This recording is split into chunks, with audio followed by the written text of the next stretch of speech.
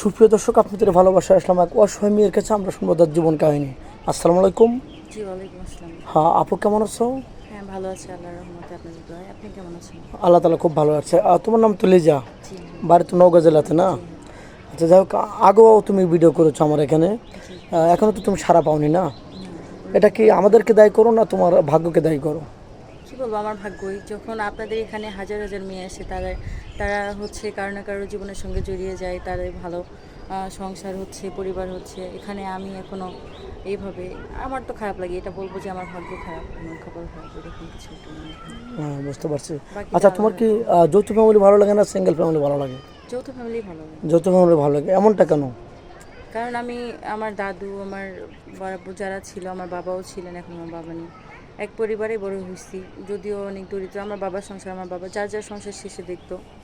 তো সবার সঙ্গে থেকে বড় হয়েছি, তো মানুষজন ভালো লাগে। একা, এই যে আমার বাবাটা চলে যাওয়ার পর অনেক অসহায় এতিম লাগে। তারপরেও যদি আমার বোন, ছোটো দুইটা বোন আছে, মা আছে, তারপরেও খারাপ লাগে। একজন পরিবারের সদস্য কমে গেলে আসলে অনেক খারাপ লাগে। তো সবার সঙ্গে একসঙ্গে থাকে, বাচ্চা জীবন চলা অনেক অনেক সৌভাগ্য, অনেক ভালো একটা বিষয়, আমার কাছে ভালো লাগে। আচ্ছা, এক কথায় গবরে পদ্মফুল, মেয়েটা অনেক ভালো, নামাজ পড়ে, খুবই ভালো মনের মানুষ। তো যাই হোক, কোনো প্রবাসী যদি বিয়ে করতে চান, তোমার কি ফোন নাম্বার আছে? না, আমার কোনো ফোন এখনও ফোন কিনে নিয়ে আমাদের নাম্বার দেওয়া থাকবে, কেউ ভিডিও কল দেবেন না। ভিডিও কল দিলে ব্লক করতে বাধ্য হব। আপনি স্ক্রিনশট মেরে পিকচারটা পাঠিয়ে দেবেন, আমি তাকে দেওয়ার চেষ্টা করবো। ইউটিউব চ্যানেল কর্তৃপক্ষের নাম্বার দেওয়া থাকবে, ইমো হোয়াটসঅ্যাপ থাকবে। তো যাই হোক, তুমি তো মুসলমান, নামাজ কালাম তো পড়া হয়। জি। আচ্ছা, কোনো প্রবাসী যদি তোমাকে বিয়ে শাদী করে বাইরে নিয়ে যেতে চান, তোমার কি আপত্তি থাকবে? না, কখনোই না, আপত্তি কিসে থাকবে। আমার মা তো চাই যে আমার একটা বিয়ে শাদী হোক, সংসার হোক। সে যদি আমাকে নিয়ে সারা জীবন রাখতে পারে, তার কাছে অবশ্যই আমি থাকবো, যাবো। আচ্ছা, তোমাকে কোনো পৌরসভায় বিয়ে শাদী করলেন, তুমি কি তার সাথে কোথায় যাওয়ার ইচ্ছা আছে? ঘুরতে যাবে না, কোনো হজ করতে যাবে নাকি? কোথায় যাওয়ার ইচ্ছা আছে বাংলাদেশে, কোন সে জেলায়? যেহেতু মুসলিম, সে তো ভালো কিছু ইচ্ছে থাকবে। আর তাছাড়াও সে, তার সামর্থ্য অনুযায়ী সে আমাকে যেখানে ভালোবেসে নিয়ে যাবে, সেখানেই যেতে চাই।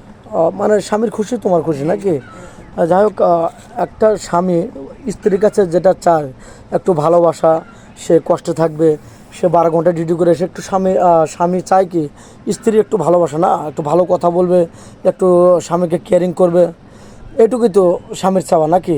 ওটুক তো তুমি অপূর্ণ রাখবে না নাকি? না না, সত্য? কখনোই না। আমি তাকে হচ্ছে আমার সবটা দিয়ে ভালোবেসে সারা জীবন আমার পাশে রাখতে চাইবো, অবশ্যই। সত্য বলছো তো? সে যদি আমাকে রাখে।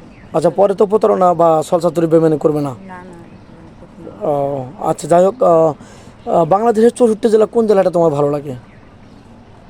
জানি না তো, সেরকম কোনো জেলা ঘোরা মানে হয়নি, তোমার তবে জেলা, আমার এলাকা আমার কাছে ভালো। মানে তোমার মাতৃভূমি তোমার কাছে ভালো লাগে, যেটা তোমার নওগাঁতে নাকি? জি তারপরে তোমার কপালে যেখানে বিয়ে হবে সেখানে তুমি মেনে নিতে পারবে, জি। স্বামীর সাথে থাকতে পারবে। যাই হোক, মেয়েটা কোনো ফোন নেই, আমাদের নাম্বার দেওয়া থাকবে। ভালো থাকবেন, সুস্থ থাকবেন, এই বলে শেষ করে দিলাম। আল্লাহ হাফেজ।